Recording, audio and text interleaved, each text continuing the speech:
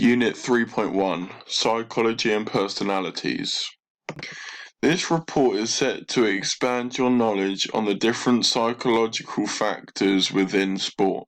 However, before we look into greater depth, we will need to cover what a personality actually is and how it can impact the sporting world. So, according to the English Dictionary, an individual's personality is the special combination of qualities in a person that makes that person different from others, meaning that everyone's personality is different from others. However, why is a whole other conversation with many theories in place that will be covered throughout. This includes the trait theory, narrowband theory, and many more. These theories will then be analysed against the performances of professional athletes, seeing how these personalities have affected their sporting career. This will then give you an insight to different professionals' careers and why they had so much success in their lives for you to learn from. Starting with the narrowband theory, this is the theory in which incorporates two different types of people in the world, which in this theory is called type A and type B, in which incorporates different traits. Now, this may ring a few bells as people say that they have a type A personality, and in fact, this is actually exactly what a person with a type A personality would state, with their traits affecting the way that they behave. This makes the type A personality very easy to identify, with them typically wanting to be higher achievers, making them push themselves to be the best of the best, as they are incredibly competitive, even if they're just competing against themselves in situations.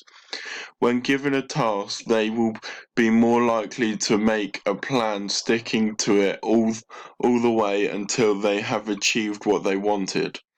For example, in the sporting world, they may be setting themselves a task of winning a certain tournament, and therefore to do so they would typically make a training schedule or a dietary plan to make sure that they have the best chance possible to achieve this goal. Alongside this high desire to achieve goals, however, is an high anxiety level, and I feel this planning is a result of this to make sure that they are prepared. Type A personalities also often means that they lack patience as well as a tolerance towards others, especially if they encounter a scenario with a type B personality with very opposing views. For example, if a type A personality was playing in the same team with a type B personality, the type A personality would often find themselves being way more competitive than the type B individual, who would be just happy to be taking part in the activities, often frustrating the type A's. So moving on to the type B personality, who are much less motivated to be the best or even finish first, as they would rather explore different possibilities than powering to the end goal, with them in life preferring the journey rather than getting to the destination. Alongside this, they find it much easier to tolerate people as well as being naturally more patient. These characteristics then show that this theory contains two completely opposing personalities in this world. So, with this theory in mind, we can now analyse which of the two personalities will fare best in the different environments within the sporting world. For examples, the type A personality, like myself, is very extroverted and therefore will fare better in team sports, as they are much more social as well as very type A dominated, which then means that their competitive nature is reciprocated within the team, as they will all be in the same boat. I believe this personality is very key within physical sports like rugby, as it doesn't require much patience and competitive natures are allowed to shine through as effort levels are key, with a lot of the sport's success down to effort levels rather than technique. These more technical sports like golf and tennis requires a much more type B personality, as they are often on their own and require more patience to be able to practice the correct technique to give them the advantage, rather than putting as much effort in as you would for rugby. However, this isn't always the case, with a professional tennis player like Andy Murray being a type A personality. And although he has had much success, he has also had a lot of controversy with his personality, as he finds himself in mental battles with himself because of a few bad shots, which then affects the rest of his game, whereas a type B personality would be able to put it behind them and look to the future. However, this is why these theories are called theories, as nothing is set in stone. Although the narrowband theory is a very respectable theory, however, restricts itself by only believing that there are two different personalities within the world, where many believe that this is not the case, with many other personality variants. This also means that there are many different personality theories incorporating these different beliefs. One in which is the trait theory, which is the first alternative to the narrowband theory that we will be covering, with it giving a wider range of personalities within the world. This theory, however, believes that these traits are given to people at birth and therefore doesn't believe that people's personalities can change over time. These traits that people are born with in this theory are the meaningful differences among individuals. These traits will not be considered good or bad, however, they will allow some athletes to thrive in different situations due to their personality traits. For example, the trait of being an introvert is neither good or bad, however, it does allow for some positives and negatives within the sporting world. However, these are all dependent on the sport that the athlete is playing. For example, an introvert will thrive in a solo situation compared to an extrovert who will feel more at ease being in a team. However, making this trait theory much more in depth than the narrowband theory is the incorporation of the Ising's theory.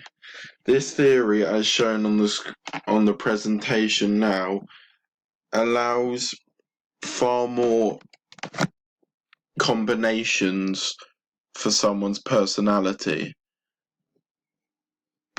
Hans Ising, the creator of these 4 dimensions of personalities, believes that he is able to predict the way in which athletes and people may react to different situations, with certain traits being stated within the quadrant. For example, he believes that people closer to the extrovert like personality are more active and optimistic, whereas the introverted personality is more passive and quiet.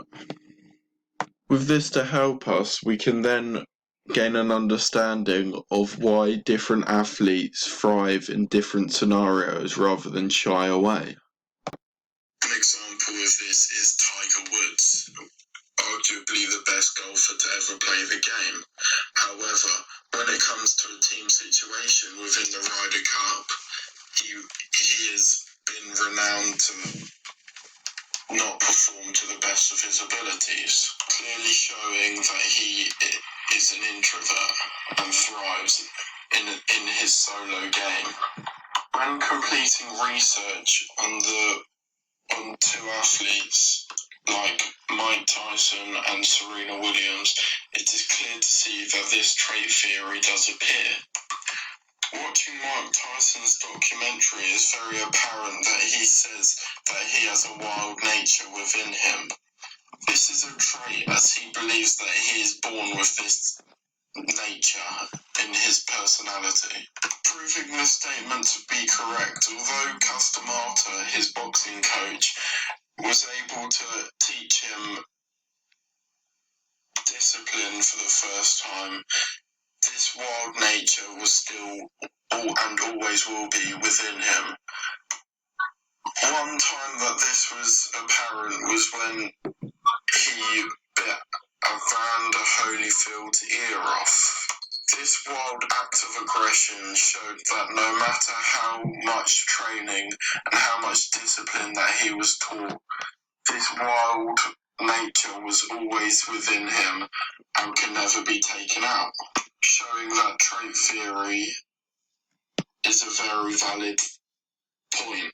However, when looking at Serena Williams, I don't believe that trait theory really takes place, as she was mainly coached by her father, showing that it was social learning theory, in which I will cover in more detail now. Theory incorporates the belief of people's traits being picked up by observation as well as being taught.